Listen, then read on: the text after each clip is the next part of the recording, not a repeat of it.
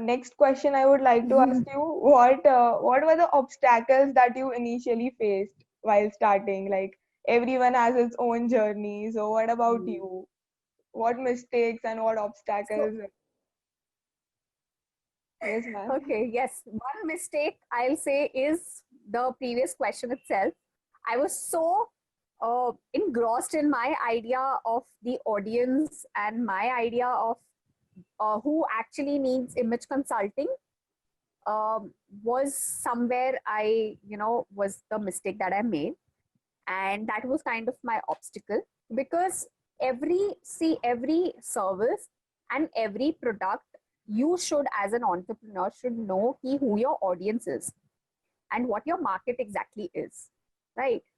So the obstacles which I faced first is getting people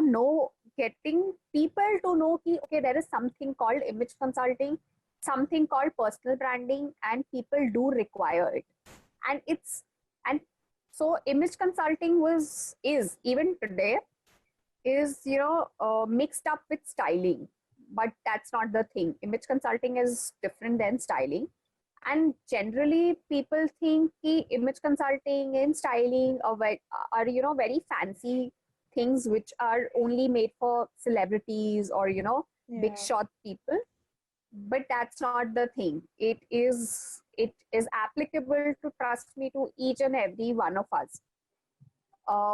So that is one of the obstacles which I face to make people aware of what image consulting and personal branding really mean, and it is applicable and very beneficial for everybody, be it student or professional or entrepreneur or even housewife. So I've had a lot of housewife clients. So it's really benefits everybody. So that was one of the obstacle because like I said, I didn't do my research a lot. I done my research, but once you enter the profession, you get okay, there is more research to do. So that is one of the obstacles when I had to really identify my audience, identify my market, and then go ahead with marketing what image consulting is. So please do your research about your audience, your product, and the validity of your product. Very important. Yes, ma'am. And ma'am, what opinion do you have about starting business in the current situation in the COVID pandemic? It could be turned into an opportunity. So, what are your views on this? Trust me, it's never too late to start what you want to, and whatever the situation is, if your idea is valid for the time, okay, it's a good time.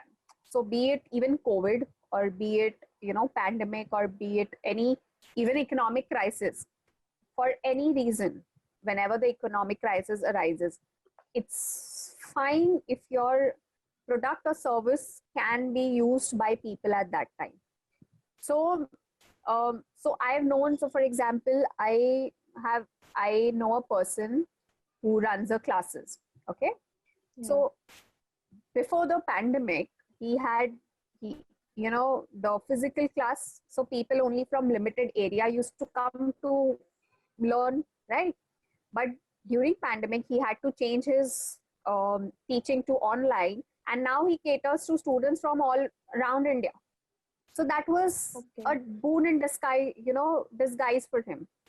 So it's nothing that it's yes, pandemic COVID has turned bad for few people, I'm not denying. But if your product, again, like, it's valid, it's not a bad time. It's seriously not a bad time. So I'll even take my example. I have now so many people approach me because they have time, because they Yeah. have shifted to online thing. I have so many clients approaching me for online consulting. So it's good for me. So if your business idea is good, it's not a bad time. So, ma'am, adding to that, what would you suggest students that how could they take advantage of the current situation? Like, how could in the current situation, how could they grow? Like you told, there is nothing like bad time, so what they can do? Okay, so they can grow in two ways. First is learning, okay, and this something is, you should not stop like lifetime. Even, even I'm learning something even now. So learning, students can do that even now in pandemic COVID, and especially now because I'm hoping they have more time. So they can either approach some specialist, some coaches for any specific training they want to undergo, or internet is like vast and you can really learn so much from internet if you want to go for free of cost.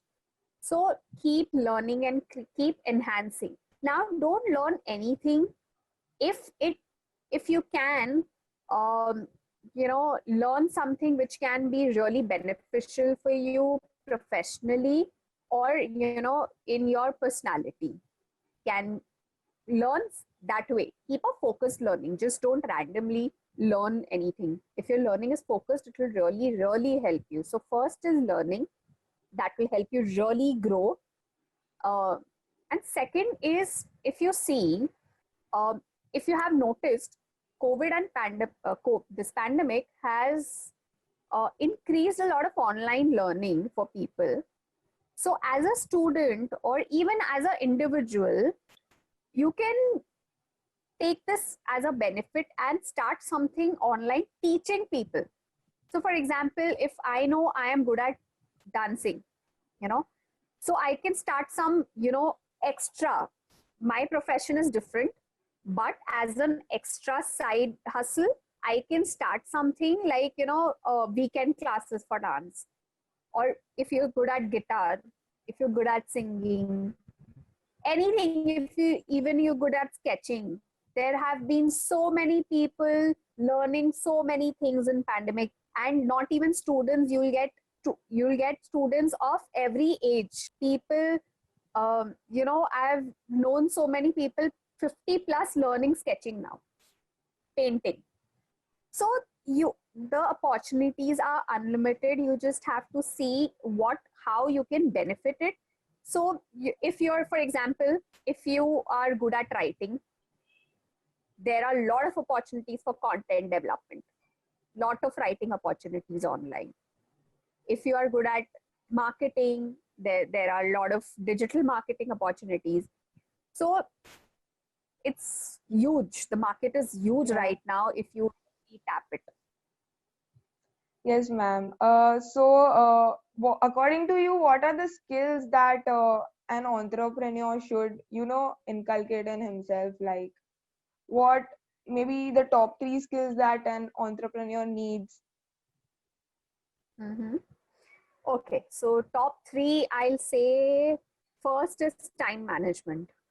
Very, very important, because you have to know where your time is, where you're spending your time. With that, goal setting. Matlab, I'll just merge both of them, time management and goal setting. You really have to lead a very focused life. You have to have a goal for yourself, personally and professionally, because if you're not personally doing well, professionally also it affects. So you just can't go professionally. Second, I'll say a good marketing person. So every entrepreneur, even if he doesn't deal in products, he has to be a good salesperson. So one a quality or skill is you have to sell yourself as an entrepreneur. Unless and until you do that, people won't be buying you. Matlab, in the sense, they are not buying your product or service every time. They are buying into you. Your Yeah. They trust you. So you have to be a very good salesperson for that. So one skill is you have to sell yourself well. Yes, ma'am. You And said about, third skill, I'll yeah. say, tell me.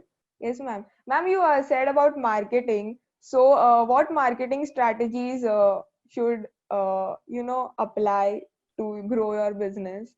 So what do you suggest, and how did you market your product? For me, marketing was mainly online, okay, and word of mouth.